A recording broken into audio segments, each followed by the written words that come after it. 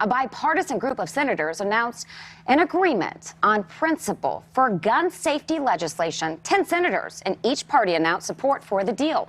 President Biden urging both chambers of Congress to finish the package quickly.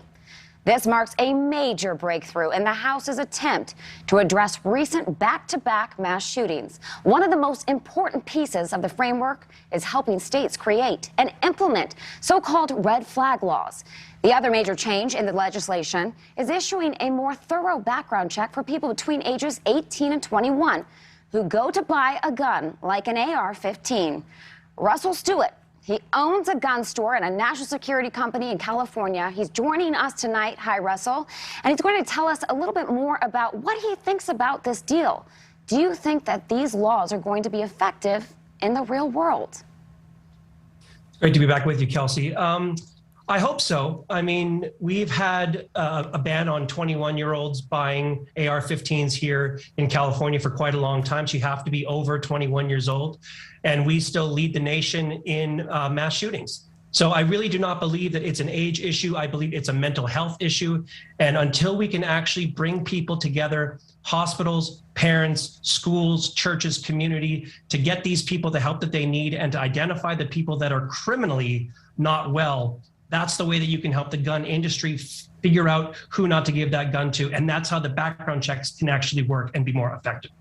Well, Russ, we spoke earlier about social media accountability. There were warning signs before almost all of these recent mass shootings.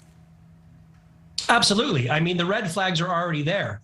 And the accountability of the social media companies has to become at the forefront. These people are telegraphing almost every single crime that they commit, sometimes weeks, months, and even years in advance. So when these companies know that someone's going to post online that they want to shoot up their school or even hurt themselves, these companies need to have a responsibility to reach out to law enforcement and reach out to these people's community so we can figure this out, because it cannot just be on the gun store. All they do is run the background check and get the information back that the government sends. If the government sends nothing, then they give up the gun. And then they find out later that this kid or someone had written all of these nasty things online, and these social media companies need to be a part of the solution, because it cannot just be the gun industry. Well, as a gun seller, what do you think really needs to change to stop the number of mass shootings? Well, that's exactly it. I think that it needs to be more of a community effort. I do not want to see anybody buy a gun who is not mentally fit to do so. But like I said, when a gun store runs a background check, they are relying on the government to send them back the information.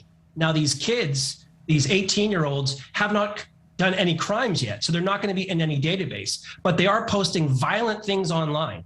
And if we can get the social media companies to step up and say, wow, this kid wants to hurt people, and inform law enforcement so we can put the cuffs on these kids, then they're going to be in the system. Then they're not going to pass that background check. And that's our number one thing right now. Russell Stuart, thank you for your time. Thanks, Kelsey.